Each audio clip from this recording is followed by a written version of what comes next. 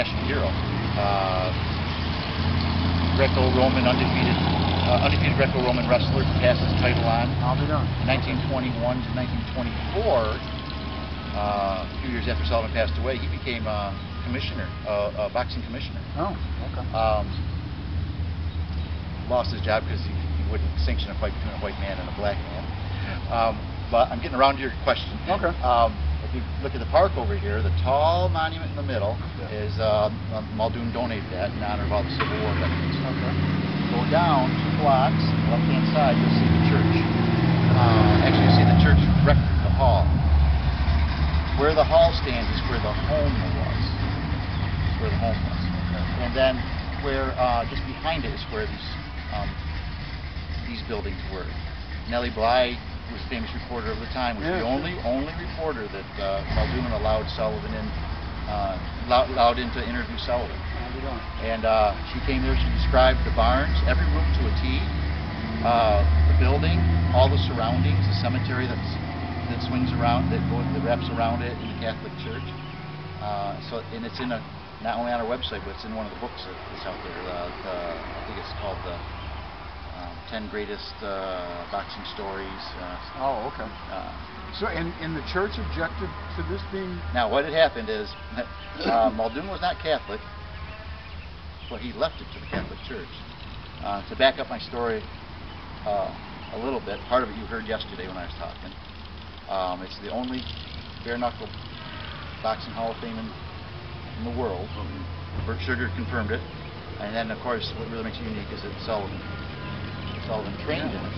Well, he trained in 1889, and he was brought to this. He was a national hero, well known, and the first actual American sports hero. And he had won from Patty Ryan in 1882. He had won the American Championship. And then after that, Richard K. Fox, who was the owner of the National Police Gazette, invited him over to his table at a bar down in New York City. And Sullivan was a rough man. And he said, I'm not going to talk to any damn reporter. If he wants to talk to me, he come over to my table. Well, that was an insult that Fox never let go. He tried to find somebody to embarrass Sullivan. Everyone he found, he thought he had a winner. He couldn't. Sullivan beat him. So then, to goat Sullivan into a fight where he thought he could get him, he just out and out named Jake Kilrain world champion. Sullivan had the American title, and he just named Kilrain world champion. Okay. And Sullivan's money came and went real easy. He was the first man to make $1 million, but he was probably the first man to give away $1.5 million. So he finally accepted the challenge, but Sullivan was well loved by his supporters, and he was a terrible alcoholic, and had ravaged his body to a point to where he couldn't walk without the aid of crutches. So his backers wanted to back out because they knew that he was going to be humiliated and beaten, and was actually afraid of his safety. Yeah. Well, let's see. He was. In fact, that blue building right there was called the New Belfast Hotel. And one night, Muldoon had gone around and told everyone not to serve him. And one night, when Muldoon was out of town, Sullivan went in, and they refused to serve Sullivan because they were more afraid of Muldoon than Sullivan. Sullivan was so upset that he grabbed the bar and ripped it out and dragged it out into the street. Yeah, and that's the blue.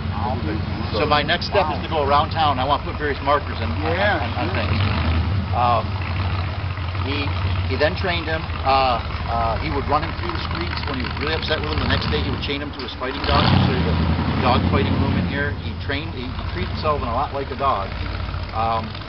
No one else ever did. And they didn't care for one another, but they got the job done. He would run from here to Angelica daily. He would swim down the Genesee River, and that's where I got the stones from, where he swam to build the pedestal, which I thought was nice connection. Absolutely.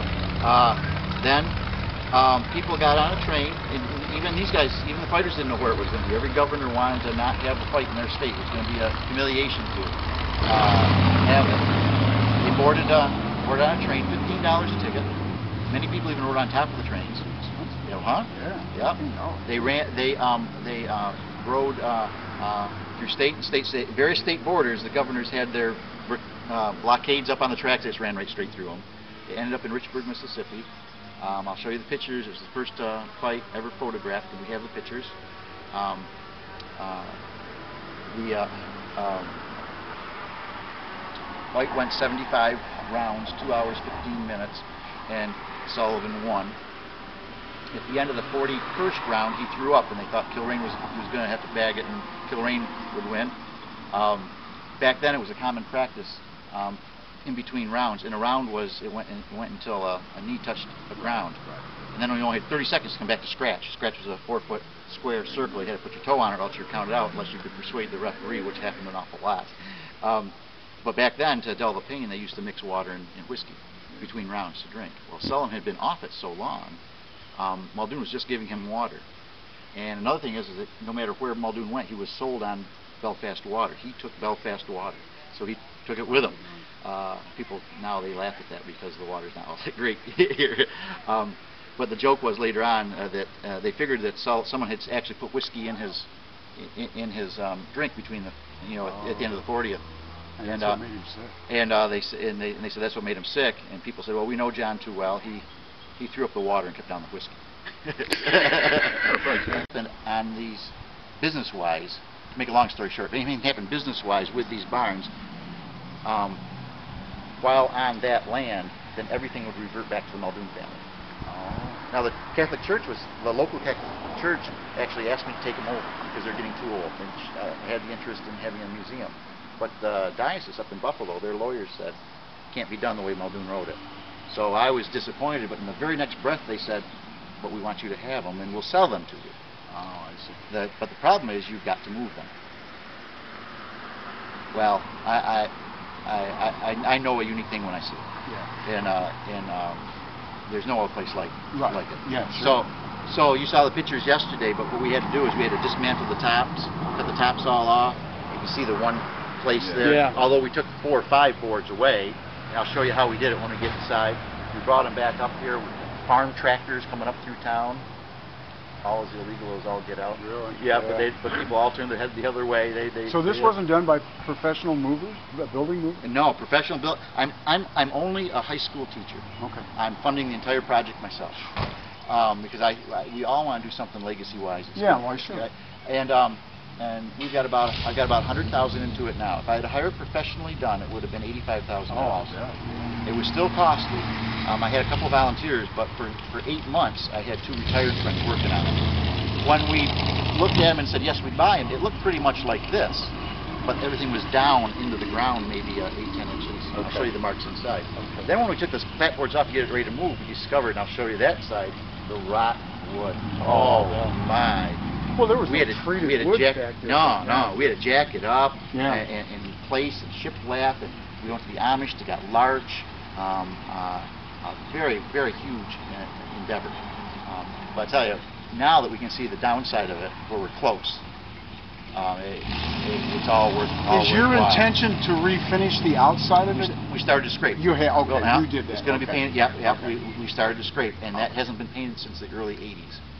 And so it's all going to be white, green shutters. I got all the windows replaced. They're out, but we just had a bar. I've gone home, and there's been a box on my back porch with a note on it.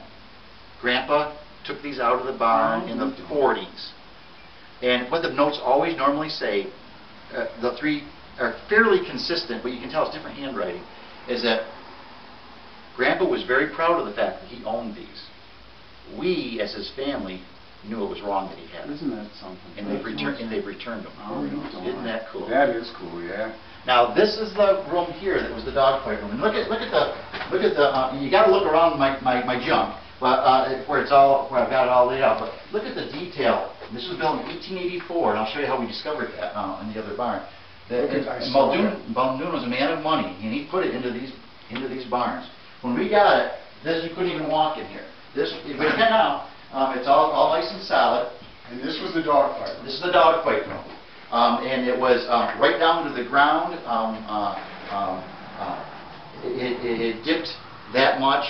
It was dangerous in here to walk in here. The floorboards had been all rotted out. And if you look very carefully, I think I did a pretty darn good job. But these boards are brand new.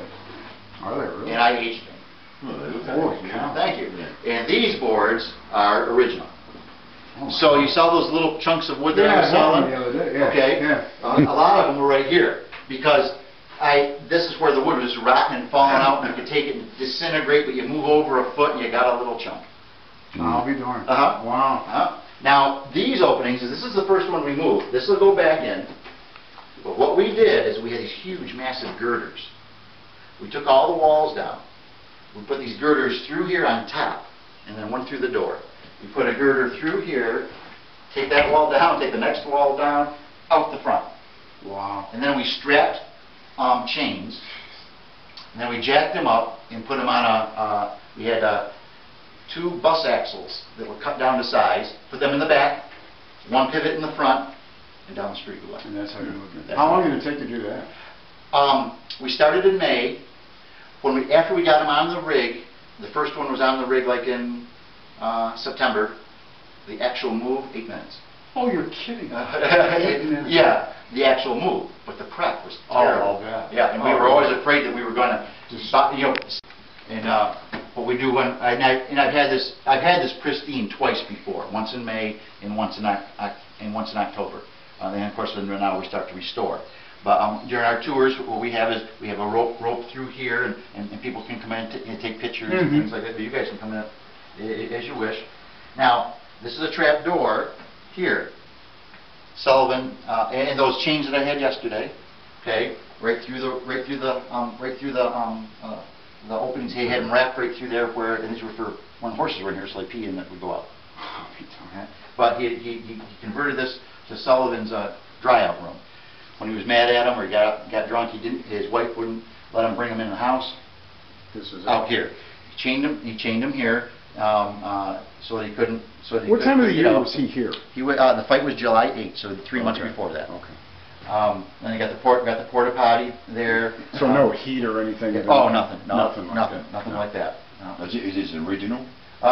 The bed is original, and this is original, and the potty is a period piece. Boy. And it's dated, that was a year old back then. It's dated just 1888 on it.